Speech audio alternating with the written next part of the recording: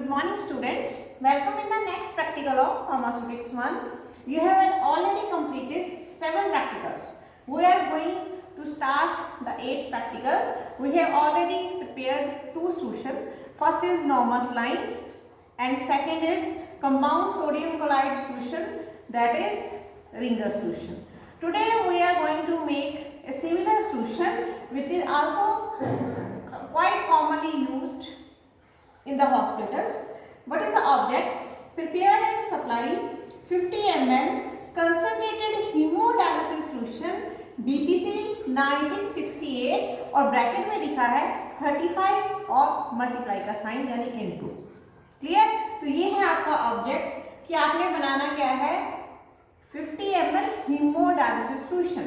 अब आपको नाम से बहुत कुछ समझ में आ रहा होगा कि जो वर्ड हीम है ये ब्लड से रिलेटेड है और डायलिसिस जो है उसका प्योरिफिकेशन का एक प्रोसीजर है. ब्लड को क्लियर करने का, उसको प्योरीफाई करने का एक प्रोसीजर है. तो हीमोडायलिसिस सॉल्यूशन ऐसा सॉल्यूशन जिसको हम ब्लड की प्योरिफिकेशन के लिए यूज करते हैं. बीपीसी के अकॉर्डिंग इसका फार्मूला है और जो 35 इंटू का साइन दिया गया है ये वाइवा में आपसे पूछा भी जाता है. ये इसकी स्ट्रेंथ को मेंशन कर रहा है कि ये इतने टाइम्स कंसंट्रेटेड है और आपने इसको डाइल्यूट करके यूज करना होता है. अब इसका सिनोनिम क्या है? सिनोनिम है हीमोडायलिसिस फ्लूइड और सॉल्यूशन फॉर आर्टिफिशियल किडनी. अब आप सभी जानते हैं कि किडनी का हमारी बॉडी में कितना इंपॉर्टेंट रोल है. हमारा जो एक्सक्रीटरी सिस्टम है उसका जो मेन ऑर्गन है दैट इज किडनी. ये हमारी बॉडी में से वेस्ट प्रोडक्ट्स को बॉडी से एक्सक्रीट करती है, बाहर निकालती है. ठीक है. अगर किसी भी पर्सन की किडनी में कोई प्रॉब्लम आ जाती है, डिफेक्टिव फंक्शनिंग हो जाती है, तो क्या होता है कि जो वेस्ट प्रोडक्ट्स होते हैं बॉडी के अंदर वो एक्यूमुलेट होने स्टार्ट हो जाते हैं. तो ब्लड जो है वो प्योरीफाइड फॉर्म में कन्वर्ट नहीं हो पाता है, ब्लड प्योरिफिकेशन नहीं हो पाती है. तो ब्लड के अंदर वो वेस्ट प्रोडक्ट्स और टॉक्सिन जो हैं वो इकट्ठे होते रहते हैं. उन केसेस में जो पेशेंट की सर्वाइवल होती है वो इस चीज़ के ऊपर डिपेंड करती है कि उसका जो ब्लड है उसको आप कैसे प्योरीफाई कर सकें. ठीक है. तो डायलिसिस एक लाइफ सेविंग प्रोसीजर है जिससे आप किसी भी पेशेंट की लाइफ जो है depending upon the condition of kidney उसकी लाइफ को आप एक्सटेंड कर सकते हैं. बार बार उसका ब्लड जो है प्योरीफाई करके उसमें से जो एक्यूमुलेटेड वेस्ट मटेरियल है उसको बाहर निकाल के और जो रिक्वायर्ड इलेक्ट्रोलाइट्स है वो ब्लड के अंदर प्रोवाइड करके आप उसकी जो लाइफ स्पैन है उसको इंक्रीज कर सकते हैं. उसकी बॉडी की फंक्शनिंग को कुछ हद तक नॉर्मल कर सकते हैं. कितनी बार डायलिसिस का प्रोसीजर करना होता है या कब कब कितनी फ्रीक्वेंसी पे करना होता है ये डिपेंड करता है पेशेंट की जो बॉडी है उसमें किडनी की फंक्शनिंग कैसी है. ठीक है. तो अब इसमें जो हम ये जो हीमोडायलिसिस सॉल्यूशन जो हम बना रहे हैं तो इसका जो रेफरेंस है ये बीपी के अकॉर्डिंगली है, बीपीसी के अकॉर्डिंगली है, बीपीसी 1968. और फॉर्मूला क्या है? Sodium chloride 194.5 gram, sodium acetate 166.6 gram, dextrose monohydrate 70 gram, potassium chloride 2.6 gram, purified water sufficient to produce 1000 ml. तो ये फॉर्मूला है. तो इस फॉर्मूले से आपने कैलकुलेशन करनी है जो आपको मैंने पहले सारे प्रैक्टिकल्स में बताई है. उसी मेथड से आपने रफ में पहले कैलकुलेशन करनी है. For 1000 ml sodium chloride required is 194.5 gram for 1 ml and for 50 ml. ठीक है. तो आपका आंसर आएगा 9.725 ग्राम. ऐसे ही sodium acetate for 1000 ml sodium acetate required is 166.6 gram for 1 ml for 50 ml. तो आपका आंसर आएगा 8.33 ग्राम. डेक्सट्रोज मोनोहाइड्रेट ये भी आपने ऐसे कैलकुलेट करना है. For 1000 ml dextrose required is 70 gram for 1 ml for 50 ml. 70 divided by 1000 into 50. Answer आएगा 3.5 ग्राम. ऐसे ही potassium chloride for 1000 ml potassium chloride required is 2.6 gram for 1 ml and for 50 ml. 2.6 divided by 1000 into 50. तो आपका answer आएगा 0.13 ग्राम. ठीक है. यानी 130 milligram.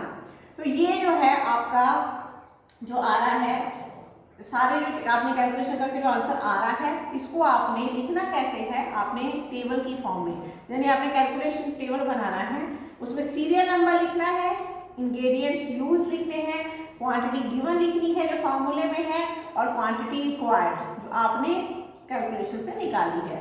इस तरीके से आपने जो कैलकुलेशंस लिखनी है। अब आप इसको बनाएंगे कैसे, आप बीकर में पहले प्योरीफाइड वाटर लेंगे, ठीक है, उसकी ऑलमोस्ट 3/4 क्वांटिटी लेंगे, और उसके बाद उसके अंदर आप एक एक करके सारे सॉल्ट डिजोल्व करेंगे, बड़ा कंसंट्रेटेड सॉल्यूशन ये फॉर्म होता है, ठीक है। अब इसकी जो स्टोरेज है that is suitable glass and plastic container, दोनों में ये मार्केट में जो आता है पैक होके दोनों में आता है। कंटेनर ऐसा होना चाहिए which do not release the ions, किसी भी तरह के आयंस वो रिलीज ना करे। तो ग्लास कंटेनर वगैरह हेल्प क्या करते हैं आपको कि जब आप उसको एग्जामिन करते हो तो अगर उसके अंदर कोई आपको सेपरेटेड क्रिस्टल्स जो सॉलिड पार्टिकल्स नजर आ जाते हैं तो आप उस प्रोडक्ट को जो है डिस्कार्ड कर सकते हो, ठीक है। ये जो है सॉलिड पार्टिकल ड्यूरिंग स्टोरेज जो है वो सेपरेट नहीं होने चाहिए। उसके बाद है यूज, इसका यूज क्या है, it is use in case of renal failure, अगर किसी पर्सन की किडनी फेल हो जाती है किसी भी रीजन से, और in the case of artificial kidney, जिनको आर्टिफिशियल किडनी के ऊपर रखा जाता है, to remove the excess of water and accumulated waste material from the body, patient की बॉडी में से एक्स्ट्रा वाटर और जितने भी एक्स्ट्रा वेस्ट प्रोडक्ट होते हैं जो डिपॉजिट हुए होते हैं उनको बाहर निकालने के लिए, और to correct the electrolyte balance, ठीक है। तो बॉडी के अंदर जो है इलेक्ट्रोलाइट के बैलेंस को मेंटेन करने के लिए इस सॉल्यूशन को यूज किया जाता है। तो बेसिकली अगर आप देखेंगे तो ये सॉल्यूशन क्या है, ये अलग अलग इलेक्ट्रोलाइट्स का एक्वा सॉल्यूशन है। इसको हम स्टरलाइट फॉर्म में नहीं यूज करते, हम इसके लिए कंडीशंस बिल्कुल हाइजीनिक लेते हैं और इसके अंदर प्योरीफाइड वाटर हम यूज करते हैं, और जो भी हम सॉल्ट डालते हैं उनको हम अच्छे से डिजॉल्व करते हैं, ठीक है। तो इसका प्रोसीजर क्या होता है कि कोई भी जो है सूटेबल आर्टरी को शंट करके ब्लड को इस सॉल्यूशन के साथ वॉश किया जाता है, ठीक है। और जितना वेस्ट मटेरियल होता है थ्रू सेमी परमिएबल मेम्ब्रेन जब वॉश किया जाता है तो वेस्ट मटेरियल जो है बाहर आ जाता है, इलेक्ट्रोलाइट जो है ब्लड के अंदर चले जाते हैं। अब ये जो सॉल्यूशन आपने जो बना रहे हैं ये 35 इंटू इसके ऊपर लिखा है, तो इसकी क्या सिग्निफिकेंस है, ये बता रहा है इसकी स्ट्रेंथ कि ये जो सॉल्यूशन है 35 टाइम्स कंसंट्रेटेड है, ठीक है। तो आपने इसको यूज कैसे करना है, आपने क्या लेना है 1 लीटर ये सॉल्यूशन आपने लेना है कंसंट्रेटेड, और इसमें 34 लीटर प्योरीफाइड वाटर डाल के इसको डाइल्यूट करके पेशेंट की बॉडी पे आपने यूज करना है। जो दूसरी स्ट्रेंथ मार्केट में आती है दैट इज 40 इंटू, यानी 40 के साथ मल्टीप्लाई का साइन, तो उसको भी आपने कैसे यूज करना होता है कि 1 लीटर वो कंसंट्रेटेड सॉल्यूशन लेके उसमें 39 लीटर्स आपने जो है प्योरीफाइड वाटर के साथ उसको डाइल्यूट करके यूज करना होता है। तो ये दो स्ट्रेंथ जो है मार्केट में इसकी अवेलेबल है, ठीक है। अब ये जो सॉल्यूशन होता है इसके लेवल के ऊपर जो खास बात आपने लिखनी होती है दैट इज कॉशन कि solution must be diluted before use, ठीक है। जो मैं आपको पिक्स भेजूंगी तो आपने ये ध्यान रखना है कि रेड कलर से आपने उसमें ये क्वेश्चन लिखनी है कि solution must be diluted before use, concentrated form में हम इस सॉल्यूशन को यूज नहीं कर सकते, ठीक है। रीजन आपको मैंने अभी बता दिया कि दोनों जो कंसंट्रेशंस हैं ये दोनों कंसंट्रेशन हम जो है डाइल्यूट करके ही पेशेंट की बॉडी के ऊपर अप्लाई करते हैं। अब हम ये सॉल्यूशन बनाएंगे, ये देखिए हमने बीकर लिया है बिल्कुल नीट एंड क्लीन है, इसमें हम पहले डालेंगे 35 ml वाटर, 35, ठीक है। 35 ml वाटर हम पहले डाल लेंगे क्योंकि आपको पता ही है कि बहुत ज़्यादा सॉल्ट है तो सॉल्ट भी काफ़ी स्पेस ऑक्यूपाई करेगा।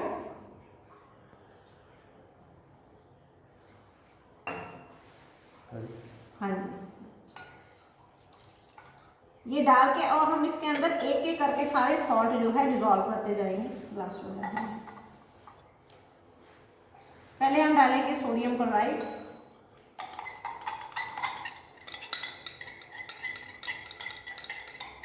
सॉल्ट की अमाउंट बहुत ज़्यादा है तो आपको थोड़ा टाइम लगेगा डिजोल्व करने में।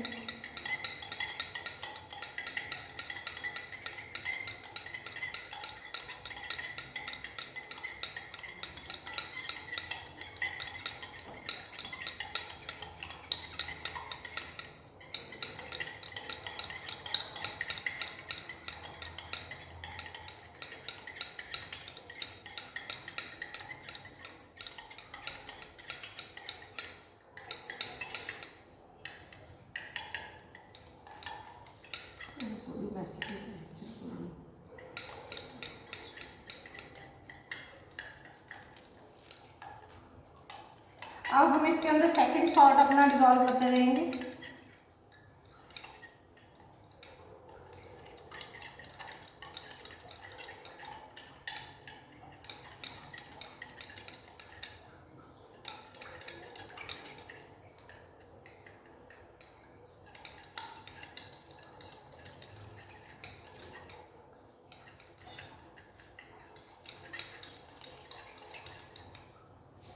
हम लोग वीडियो बना रहे होते हैं तो इसलिए हम लोग फास्ट फास्ट करते हैं, आप लोगों को आराम से ये सारा काम करना है।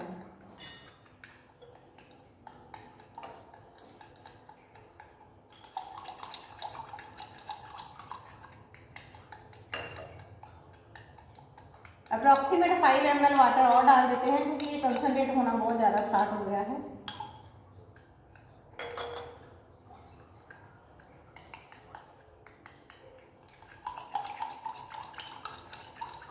अब हम इसके अंदर डालेंगे पोटेशियम क्लोराइड, ये बड़ी कम अमाउंट में है।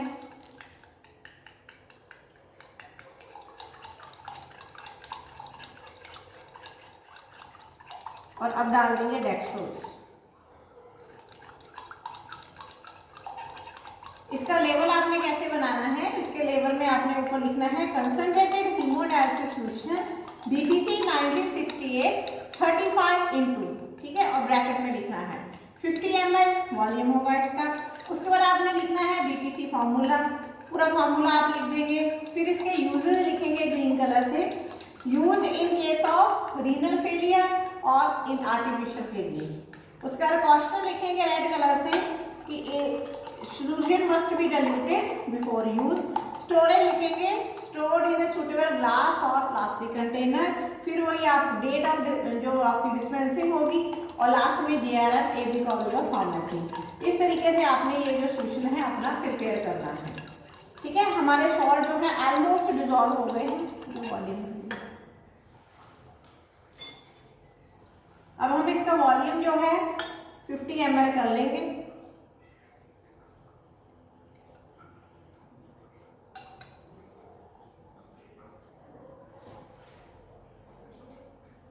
अभी थोड़ा सा कम है तो हम डाल के इसको और अच्छे से डिजॉल्व कर लेंगे ताकि हमारे सॉल्ट जो है अच्छे से डिजॉल्व हो जाए।